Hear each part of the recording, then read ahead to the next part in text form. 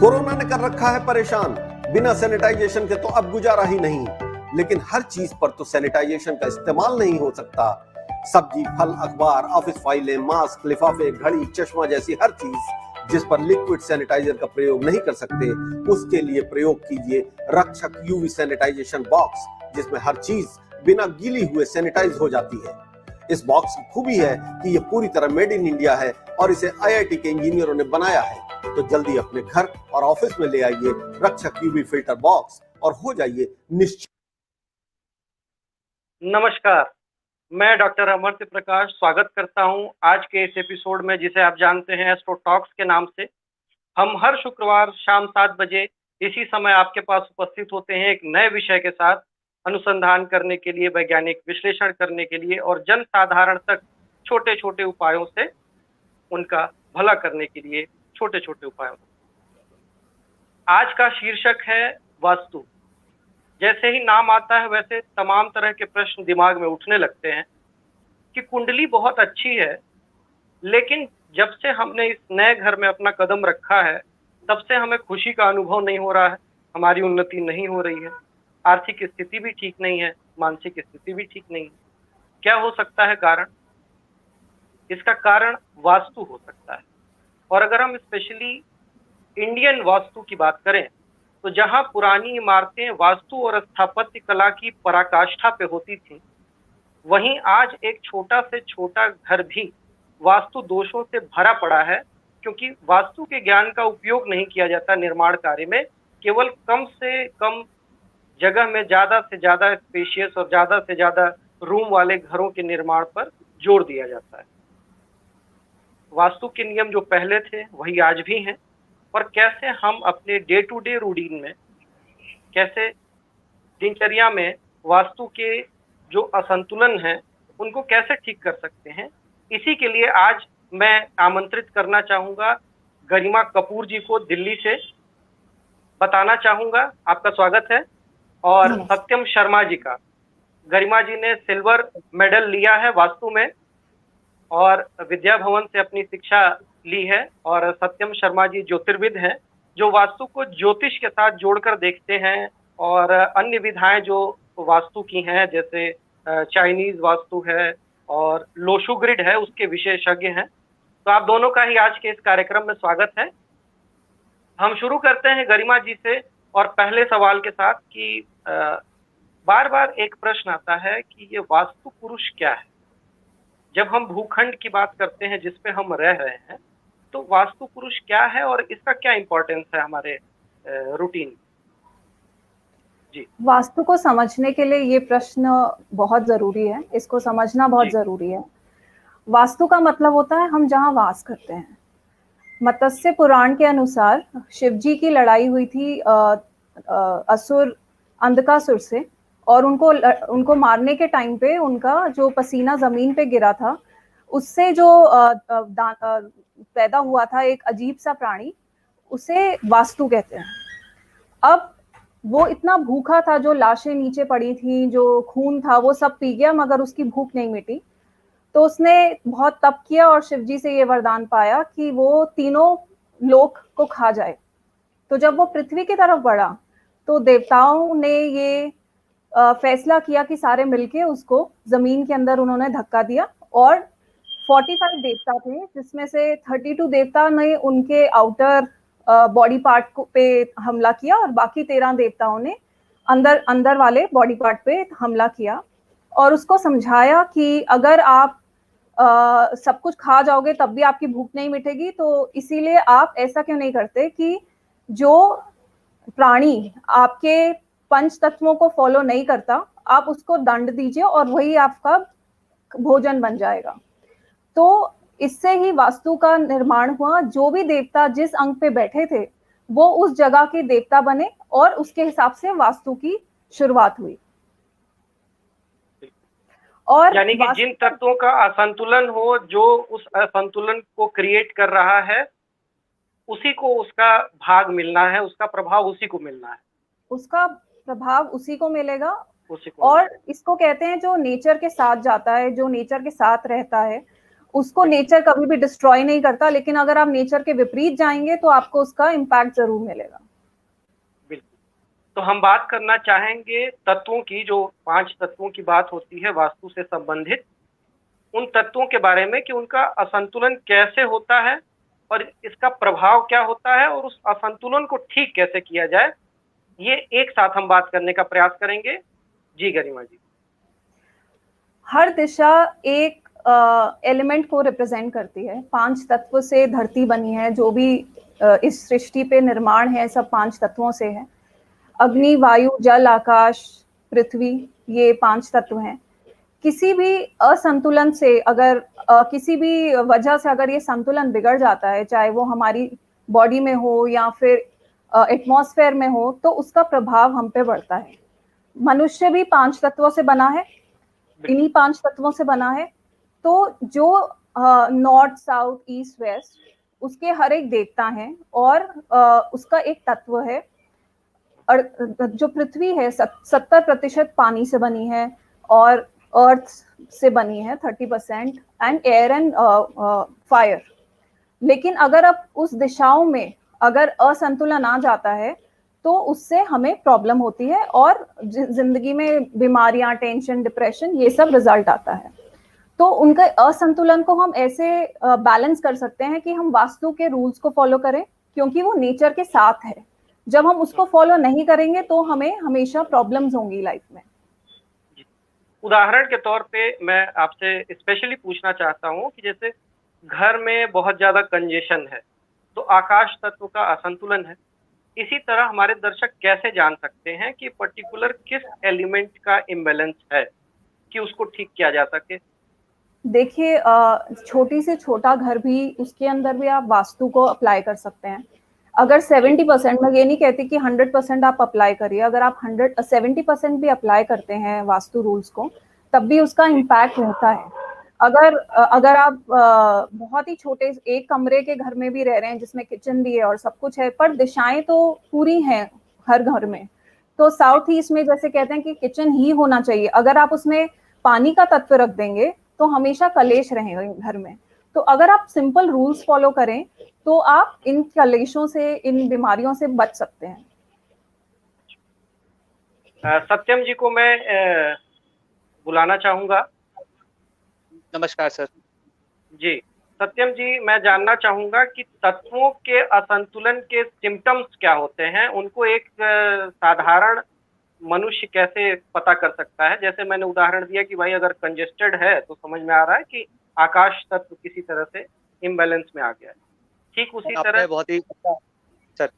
जी बताएं सर, आपने बहुत ही अच्छा प्रश्न किया है कि सिम्टम्स, अगर कोई डॉक्टर है, अगर वो अपने सिम्टम्स डिजीज के नहीं पकड़ सकता है तो वो क्या बोलते हैं, इलाज भी सही नहीं कर पाएगा। आपको मालूम होना चाहिए कि मेरे पेशेंट के सिम्टम्स क्या हैं और उस सिम्टम्स के ऊपर ही आप काम करते हैं। देखिए सर, आप किसी भी एनर्जी को अगर 2 भागों में डिवाइड कर देंगे, एक व्यक्त और एक अव्यक्त, तो आप देखेंगे कि कोई भी चीज व्यक्त है वो अव्यक्त से ही निकली है। मैं आपका थोड़ा-सा वास्तु जो आप कह रहे हैं सर, मैं इसके पीछे बहुत ही सिंपल सी एक कहानी सुनाना चाहूँगा जो कि बहुत छोटी है। अगर आप शिव के परिवार को लें, जो कि हमारे परमपिता हैं, तो आप पाएँगे कि शिव का पूरा परिवार पोलराइज़ेशन परिवार है भाई। वो कैसे? देखिए, आप शिव और स्वयं किसके साथ बैठे हैं? शक्ति के साथ बैठे हैं। शक्ति का वाहन सिंह और खुद का वाहन वृक्ष, और दोनों परम शत्रु हैं भाई, वो उसका भोजन है। आप गणपति जी को लें, उनके परम शत्रु देखा जाए तो वो बुध है और उनके परम शत्रु मंगल, कार्तिकेय का वाहन मोर, और मोर जो शत्रु है वो सांप शत्रु है। यह चूहा जो है अगेन सांप का भोजन है।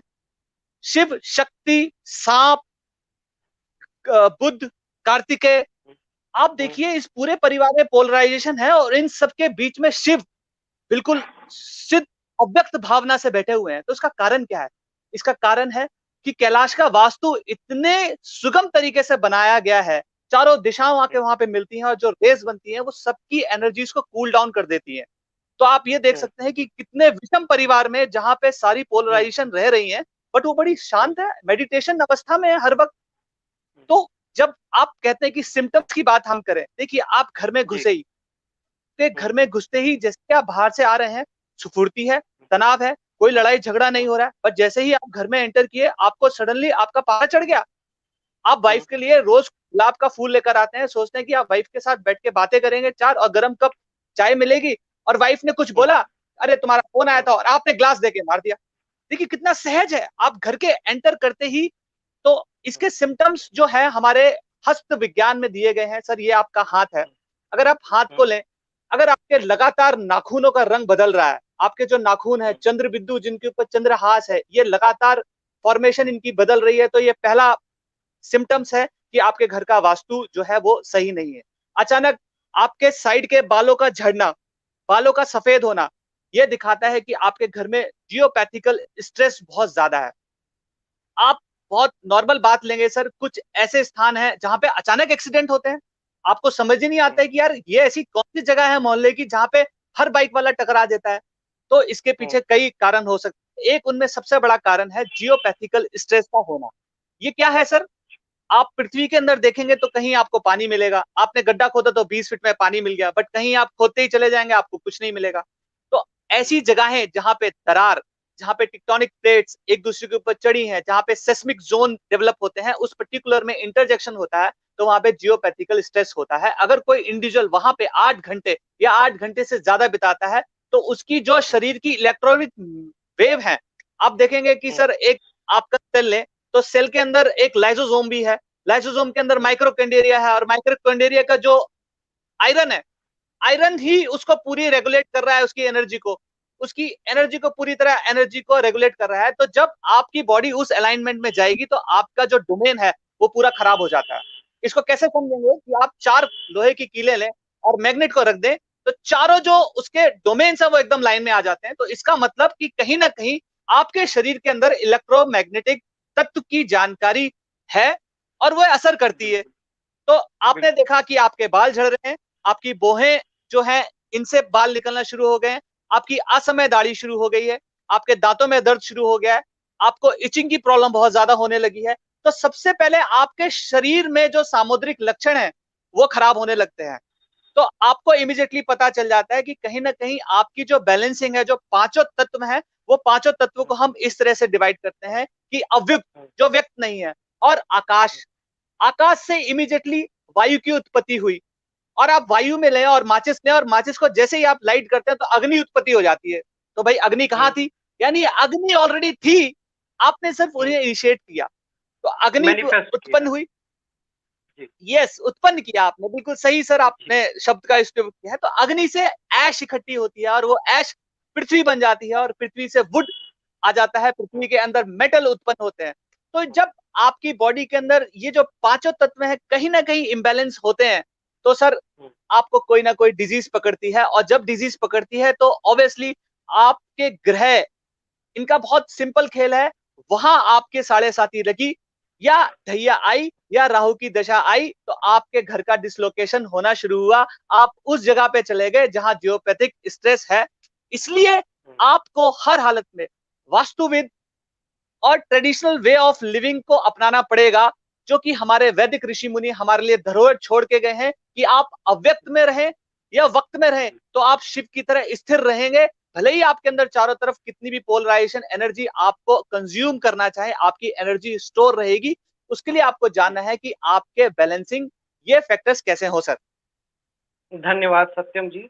कुछ छोटे छोटे उदाहरणों से समझते हैं कि किन तत्वों का इम्बैलेंस हो रहा है, किन तत्वों का असंतुलन हो रहा है। जैसे कंजेस्टेड है तो आपको समझना चाहिए कि आकाश तत्व का असंतुलन होने वाला है या हो चुका है। अगर जल तत्व का असंतुलन है तो जो जातक है, जो उसमें रह रहा है, जो ओनर है, उसको भावनात्मक संवेग, जिसको हम कहते हैं कि इमोशनल आउटबर्स्ट होने लगते हैं। उनकी भावनाएं संतुलित नहीं रहती हैं और भावनाओं में उछाल आने लगता है। होता है कि कभी कोई व्यक्ति अचानक से बहुत तेज गुस्सा हो गया, अचानक से एकदम शांत हो गया, ये तो लग ही नहीं रहा है कि ये वही व्यक्ति है जो कुछ समय पहले था। तो ये जल और अग्नि का मामला है कि जब आपको गुस्सा आ रहा है और अत्यधिक गुस्सा आ रहा है तो ये अग्नि तत्व का इसमें कंट्रीब्यूशन है, और आप बहुत ज्यादा इमोशनल हो गए, एक्सट्रीम इमोशनल हो गए, यानी ये जल तत्व का असंतुलन है। तो आपको अपने घर में पर्टिकुलर उस भाग में देखना चाहिए कि कहीं आपने असंतुलन का कोई कारण तो नहीं रखा है। जैसे आपने मान लीजिए कि अग्नि जो कोण है, वहाँ पे आपने पानी रखा हुआ है, जहाँ पर अग्नि प्रज्वलित होनी चाहिए दक्षिण पूर्व का जो कोना है, जिसको हम आग्नेय कोण कहते हैं। तो जाहिर-सी बात है कि अग्नि जो है कुपित हुई है। अग्नि कुपित होती है, तो वहाँ पे लोगों में एंथुसियाज़्म दिखना कम हो जाता है और इमोशनल आउटबर्स्ट होने लगते हैं। हम फिर मुखातिब होते हैं गरिमा जी की ओर। गरिमा जी? जी, एक बहुत कॉमन सा प्रश्न आता है कि यदि हमने सीढ़ी के नीचे अनफॉर्चुनेटली टॉयलेट बना रखा है, तो बिना तोड़-फोड़ किए उस असंतुलन को कैसे मैनेज किया जाए? ये बहुत सारे मैं लोगों का सवाल रहता है। जी, इससे जी गरिमा इसको बताने से पहले कहना चाहूंगी कि जी, जो सीढ़ियाँ होती हैं उसके अंदर बहुत एनर्जी रहती है, तो सीढ़ी सही जगह वास्तु के हिसाब से बनना बहुत ज़रूरी है। बिल्कुल। स्पेशली ईशान कोण में और ब्रह्म स्थान में सीढ़ी बिल्कुल नहीं होनी चाहिए, नहीं तो ज़िंदगी में बहुत फैटलिस्टिक हो जाता है, बहुत कुछ चीज़ें उल्टे-पुल्टे हो जाते हैं। सो ये 2 दिशाएँ हैं जिनमें आप अवॉइड करें कि सीढ़ी ना हो, बिल्कुल ना हो, और उसका कोई उपाय भी कम असर करता है। ये कुछ ऐसे पेन पॉइंट्स हैं जहाँ पे आप अगर ज़रा-सा भी छुएँगे तो सीढ़ी is a big wrong vastu, complete wrong vastu. अब अगर सीढ़ी के नीचे टॉयलेट बना है, तो जो हेड ऑफ़ द फैमिली है, उसको हेल्थ प्रॉब्लम्स रहेंगी। सीढ़ी के नीचे क्योंकि पानी लीक कर रहा है, टॉयलेट में है, तो आपको हमेशा धन की हानि रहेगी, आपको लॉस होगा। और सीढ़ी के नीचे बेसिकली हवा का आना-जाना ज़रूरी है, और बिल्कुल भी उसके अंदर मतलब आप दरवाज़ा मत बनाइए। अगर आपने दरवाज़ा बनाया है, तो आपकी बहन और आपकी बेटी की लाइफ में प्रॉब्लम रहेगी, टेंशन रहेगी। अदरवाइज़ सीढ़ी के नीचे पानी प्रोग्राम पे कमेंट आने शुरू हो गए हैं गरिमा जी। संजय मिश्रा जी कह रहे हैं कि आप बहुत बढ़िया एक्सप्लेन करती हैं। पाठकों का कमेंट ही हमारा प्रोत्साहन बनता है। बहुत-बहुत धन्यवाद। जी गरिमा जी, कंटिन्यू करें। और सीढ़ी के नीचे अगर दरवाज़ा होगा तो डिप्रेशन, टेंशन ये सब बने रहेंगे, और मॉनेटरीली आप ज़्यादा प्रोग्रेस नहीं कर पाएँगे। मेन प्रॉब्लम जो हेड ऑफ़ द फैमिली को रहती है, हेल्थ की प्रॉब्लम रहती है। और इसका उपाय यही है कि आप टॉयलेट हटा दीजिए, मेन तो यही रहेगा। बट सीढ़ी नीचे अगर आप ये इंश्योर करिए, अगर आपने टॉयलेट भी बनाया है उसके नीचे, तो कम से कम पानी ना बहे टॉयलेट में। जैसे नल के कभी-कभी खुले रह जाते हैं, या पानी बहता रहता है, आप कम से कम वो अवॉइड करिए कि वो ना हो।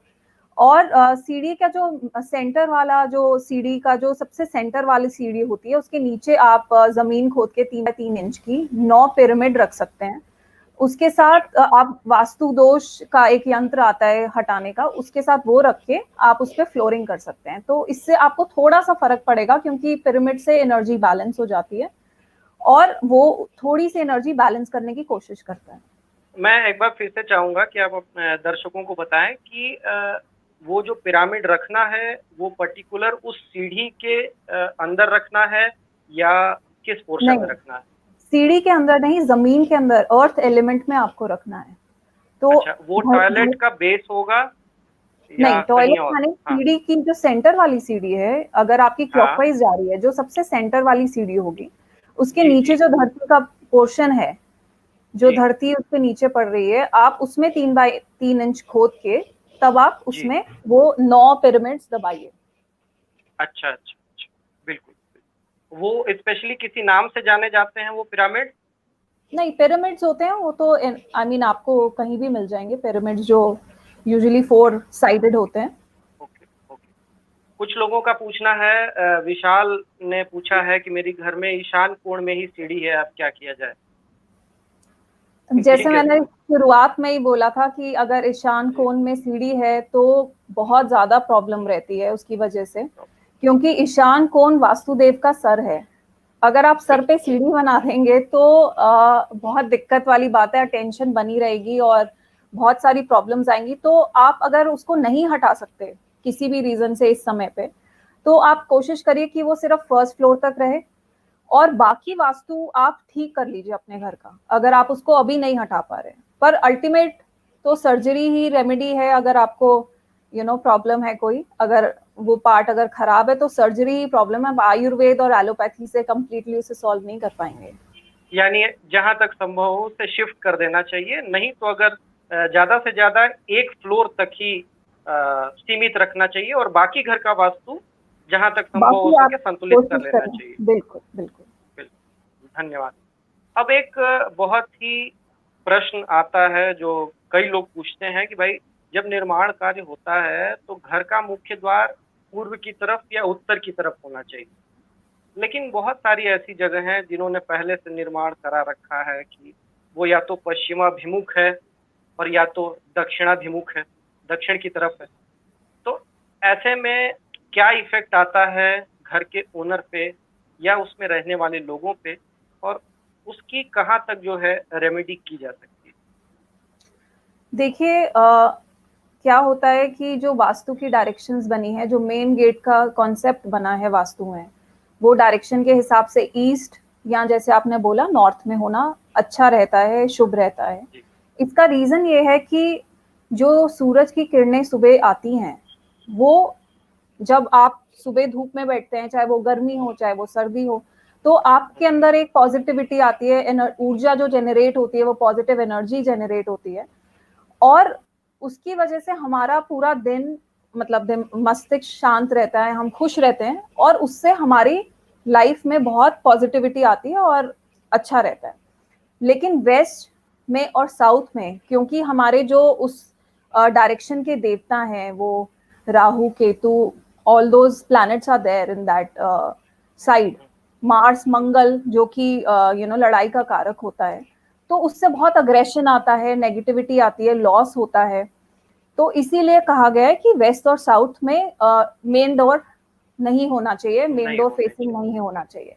लेकिन इन केस अगर आपका है ऐसा वास्तु जिसके अंदर आपका वेस्ट फेसिंग है फॉर एग्जांपल, तो आप ये कर सकते हैं कि जो मेन डोर आपने बनाया है घर का, वो आप सेंटर से लेकर राइट तक रखिए, वेस्ट की राइट साइड पे, और कहीं भी नहीं होना चाहिए पूरे वेस्ट डायरेक्शन में। आपको बीच में और उसकी राइट साइड पे, दाहिनी साइड पे ही आपको मेन डोर बनाना है।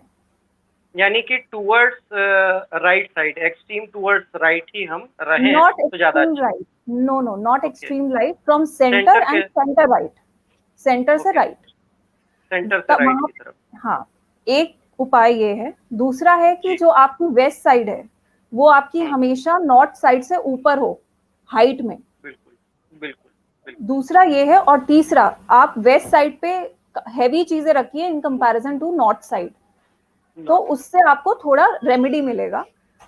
तो अब साउथ पे चलते हैं। साउथ को यम का स्थान बोलते हैं, यम का स्थान होता है और राहु केतु को रिप्रेजेंट करता है, इसीलिए साउथ तो बिल्कुल अवॉइड करना चाहिए, क्योंकि उससे मृत्यु का भय रहता है और main head of the family को प्रॉब्लम रहती है अगर आपका साउथ फेसिंग घर है। लेकिन इन केस आपने ले लिया है, आप रह रहे हैं और बहुत प्रॉब्लम्स और परेशानियां बिना किसी कारण आपको हमेशा परेशान करेंगी, तो आप ये कोशिश करिए कि जैसे घर के जो आपका मेन डोर है उसके आगे ज्यादा जगह ना छूटी हो, और उसका जो मेन डोर है वो सेंटर में कभी ना हो, क्योंकि साउथ का सेंटर यम का स्थान है। तो आप उस देवता को, obviously you will not invite Yama देवता टू योर हाउस, तो आप सेंटर को छोड़ के राइट साइड पे, not extreme right, just leaving the centre towards the right of the centre, आप वहां पे मेन डोर बनाएं। अगेन आप अपना राइट, अपना जो हाइट है साउथ का उससे ज्यादा रखें नॉर्थ से, और वेट भी आप साउथ में ज्यादा हैवी चीजें रखें, तो उससे काफी आपको फर्क पड़ेगा। जी, नीरज वर्मा जी का प्रश्न है कि ईस्ट की तरफ अगर टॉयलेट का इन्होंने सेप्टिक टैंक बनवा दिया है, अब क्या किया जा सकता है?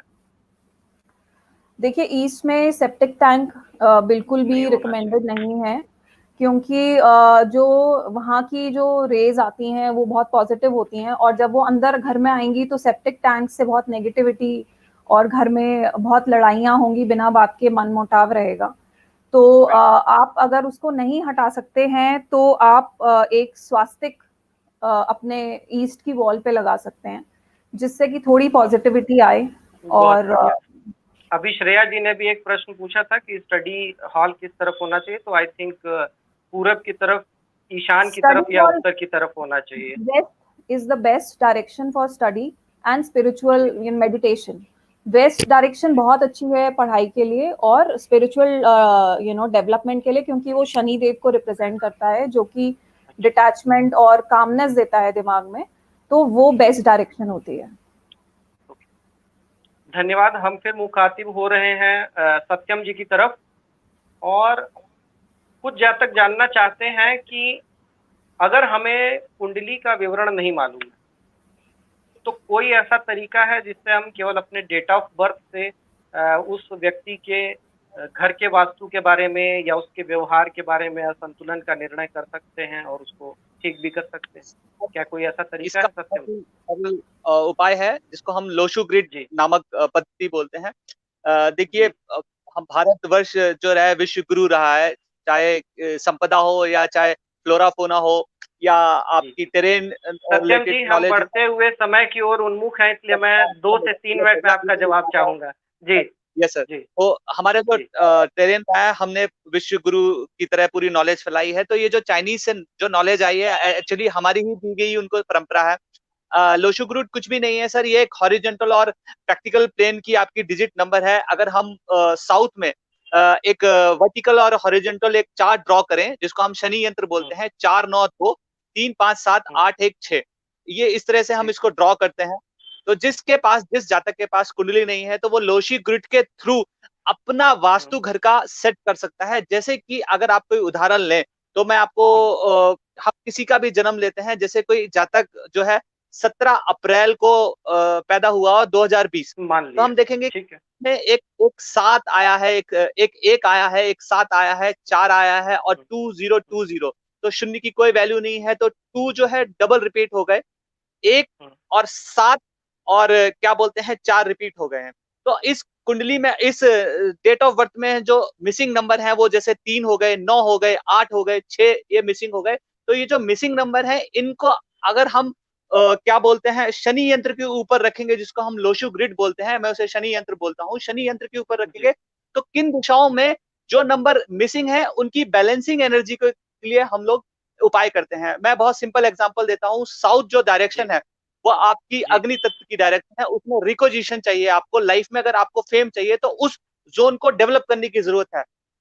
दक्षिण दिशा है, अग्नि तत्व है, अगर आप वहां पे टैंकी का निर्माण कर देंगे या ऐसी चीज रख देंगे जो कि अग्नि को भड़काती है, तो वहां पे आपकी रिकोजिशन को खराब करेंगे। अब हम साउथ वेस्ट की तरफ आते हैं। ये सर हैवी अर्थ है। आपने कोई घरों में आपने देखा होगा कि हम लोग बहुत सुंदर सुंदर तस्वीरें लेके आते हैं पहाड़ों की, बट हम उठा के साउथ वेस्ट जोन में ना लगाकर क्या बोलते हैं हम लोग ईस्ट जोन में लगा दें, या हम लोग नॉर्थ वेस्ट जोन में लगा दें जहां पे मेटल की है, तो वो मेटल की डेवलपमेंट खराब हो जाएगी घर में।